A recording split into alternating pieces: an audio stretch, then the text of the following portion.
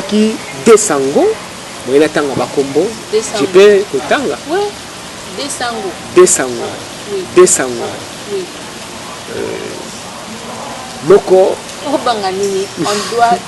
On doit parler de Jésus-Christ. Yé, vous préparez aux alamoko moko amunene na mboka oyo.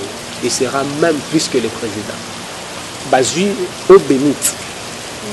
Bazui ba tiebiso na kotu. Lorsque la tieyo tu dors au lali 3 jours au lamkate. Maintenant dans un ngapela c'est béné.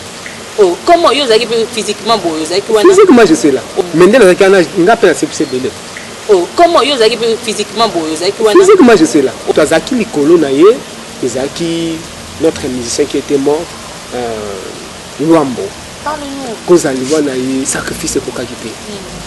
Sacrifice ne ko kakate o basenga kaye ya 180 têtes. Le pasteur Atom s'il est de vrai. Le pasteur Atom s'il est de vrai. Parce que moi je l'ai tenté combien de lorsqu'il était lorsqu'avec sa femme Bazakina pompage briquet. Moi j'ai déjà venu là-bas. Vous avez qui na moto? Oui. Kota Trumbi. Na entre Baoumi Balé. C'est qui m'avait envoyé. C'est qui? Qui t'a envoyé? Il a chanté Shekina. Enseigné, j'ai lavé.